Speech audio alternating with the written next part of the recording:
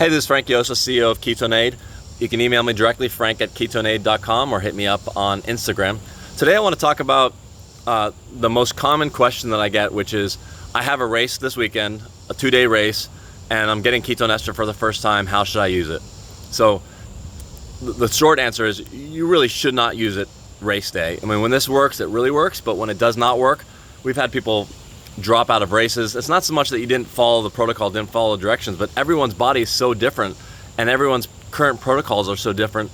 You know, some people take a ton of carbs, some people don't. So it would be really risky to take it during the actual performance, but here are some options that you can do.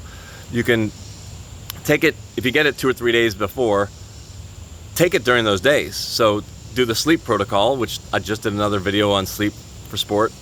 Just 5 mLs immediately before bed. It's our, one of our top ways that people use it, just to get it in your system, get a better sleep, better recovery going into that race. You can also take it twice a day, 5 to 10 mLs, 5 mLs to 10 mLs in the morning first thing, and then between lunch and dinner, just to get it in your system. If you have a workout, a slow jog type workout, you could just take, the 10 mLs immediately afterward and hold off on eating for 45 minutes to an hour afterward, just to kind of get the ketones into your system.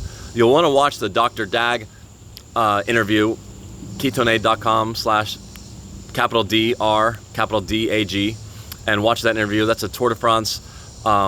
He's a coach and doctor to maybe 20 athletes on there, and he talks specifically about all of his protocols. Again, it'd be too risky to do all that stuff, but that's what you can lead into. If you are doing a multi-day event, then it'd be very low risk to take it immediately after your first workout. So, even as low as 10 mLs, people should find benefit.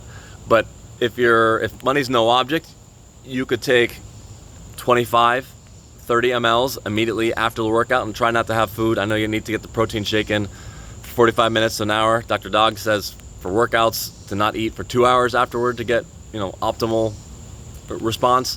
So you could do that, and that would help your recovery. And then that night you could take, assuming that it's an over 2-hour event, so you're really, really tired, you could take 15 mLs with low risk. People take as much as 50 mLs.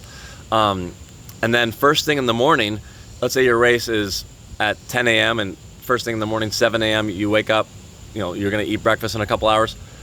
Go ahead and take another 10 mLs. Just get it in your system. It'll help with that recovery from the day before.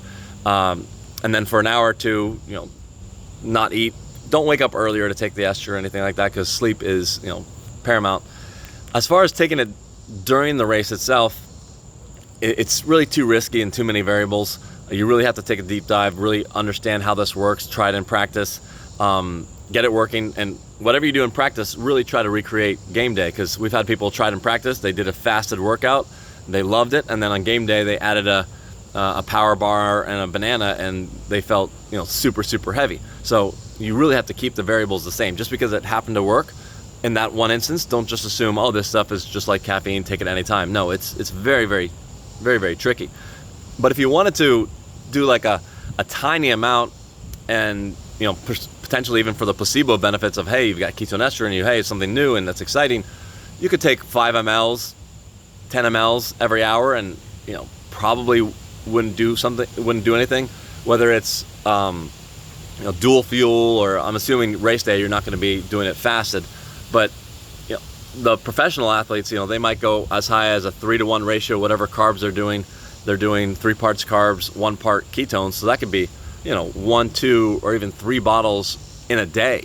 So, and that's only for, multiple hour performances. And I'm still not convinced that quantity works, but 3 bottles a day is what, the clinical trials have done. It doesn't mean that they know what the best protocol is, though. So that matters.